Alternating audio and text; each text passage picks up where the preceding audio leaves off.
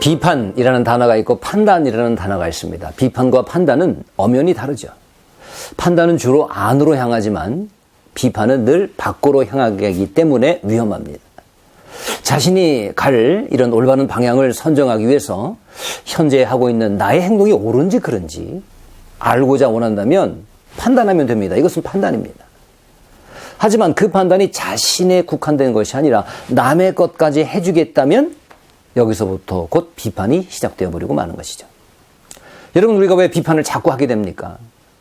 뭔가 바로잡겠다는 생각으로 합니다. 내가 비판하면 저 사람이 바뀔 거야.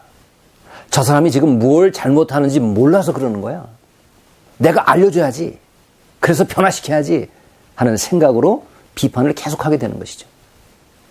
그게 그 사람을 변화시키는데 유일한 방법이라고 믿고 있기 때문에 그렇습니다. 그래서 틈나는 대로 이 방법을 씁니다.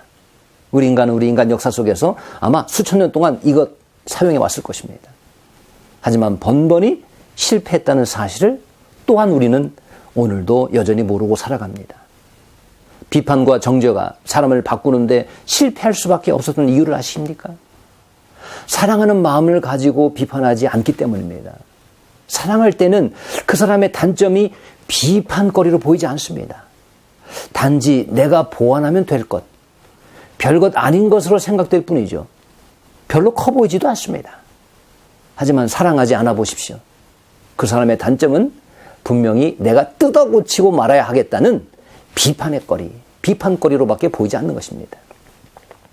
하지만 우리가 비판을 하는 보다 근본적인 이유, 이것은 무엇일까요?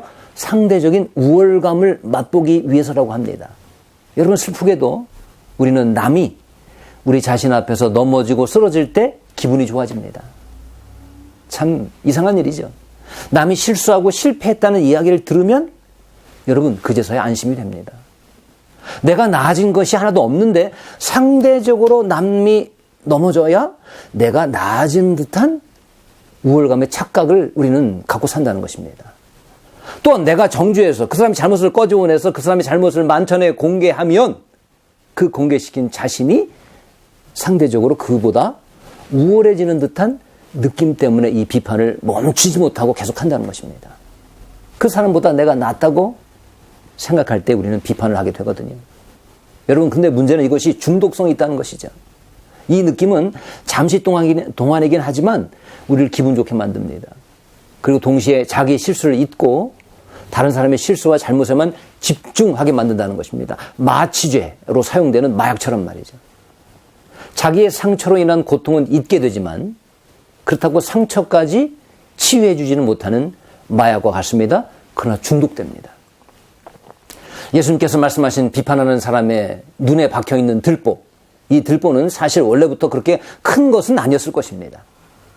자기가 보는 남의 눈의 티와 같이 아주 작은 것이었을 것입니다.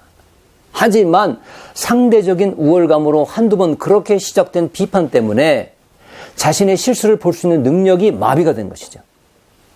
그 와중에 비판하는 자신의 단점은 점점, 자신이 비판하는 그 단점은 점점 커져서 어느덧 들보가 될 지경까지 자라게 된 것입니다. 여러분, 비판으로는 사람을 변화시킬 수 없습니다. 정죄는 또 다른 정죄를 낳을 뿐입니다. 차라리 비판을 가하고 싶은 사람이 있다면 내가 어떻게 도와줄까를 우리 그리스도인들은 자문해 봐야 할 것입니다. 내가 어떻게 그 단점을 덮어줄 수 있을까? 그리고 보완해 줄까? 이것을 궁리하는 편이 훨씬 더 낫습니다. 그 사람의 변화에 수백 배 빠를 것입니다. 또 가능성도 더 높아질 것입니다. 비판에 앞서 우리 그리스도인들이 가장 먼저 해야 될 것이 있습니다. 여러분 기억하십시오. 그들을 위해서 기도하는 것입니다. 지적하고 싶을 때에 남편과 아내를 위해서, 자녀를 위해서, 다른 성도를 위해서 모든 비판을 그 자리에서 중단하고 기도하는 것입니다. 여러분, 기도할 때 성령께서 우리에게 그분의 마음을 주시죠. 그래서 그 사람에 대해서 긍휼히 여기는 마음을 갖게 됩니다. 그리고 성령께서 그 사람의 상처를 들여다보도록 도우십니다. 그리고 이해하게 만드십니다. 아, 저것 때문에 그랬구나. 여러분, 비판은 습관입니다. 빨리 중단하는 것이 누구보다도 우리 자신들을 위해서 좋습니다. 그리고 대신 긍휼히 여기는 마음을 달라고, 우리 성령님의 마음을 달라고 간구할 수 있는 우리 모두가 될 수 있기를 주님의 이름으로 축원합니다.